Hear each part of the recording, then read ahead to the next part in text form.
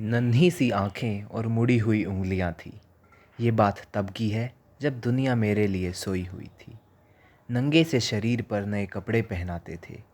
होली दिवाली की समझ ना थी पर फिर भी मेरे साथ मनाते थे। घर में खाने की कमी थी पर एफडी में पैसा जोड़ रहे थे।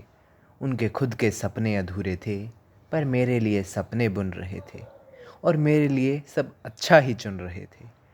वक्त कटा, साल बना, पर तब भी मैं सबसे अनजान था। लेकिन मैं फिर भी उनकी जान था। बिस्तर को गीला करना हो या फिर हो रोना, पापा से छीना था मैंने उनका सोना। सुबह होने तक गोद में खिलाते, झूलों को हिलाते, दिन में कमाते, फिर घर चले आते। कभी खुद से परेशान तो कभी किसी ने उन्हें सताया था।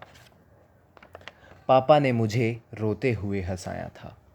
अल्फाजों से तो मैं गूंगा था पर वो मेरे इशारों को समझ जाते थे और मेरी ख्वाहिशों को पूरा करवाते थे। मैं भी अब उनके लाड प्यार में ढलने लगा था।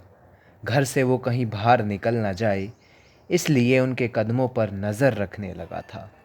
मुद्दे तो हज़ार थे बाज़ार में उनके पास, लेकिन बस सूरज ढलने का उनको इंतज़ार था। मैं भी दरवाज़े की चौखट से ताकता रहता था। जब भी होती थी दस्तक तो वॉकर से झांकता रहता था। तब देखकर उनकी शक्ल मैं दूर से चिल्लाता था। इशारों से उनको मैं अपने करीब बुलाता था। वो भी छोड़ छाड़ के सब कुछ मुझे अपने सीने से लगाते थे। मेरी एक मुस्कान के लिए वो करतब दिखाते थे।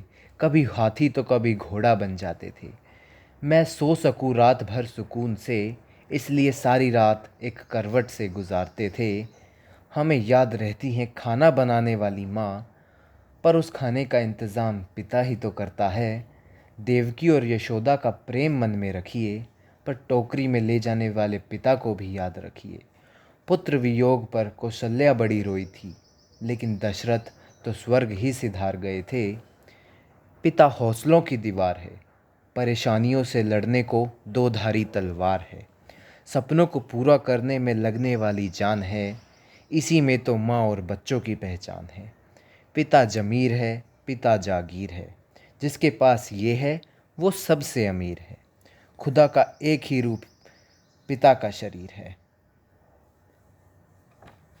अब अंत में मैं बस इतना ही कहना चाहूँगा कि बापू अपना है तो स्टड लौंडा। हैप्पी फादर्स डे पापा, आई लव यू।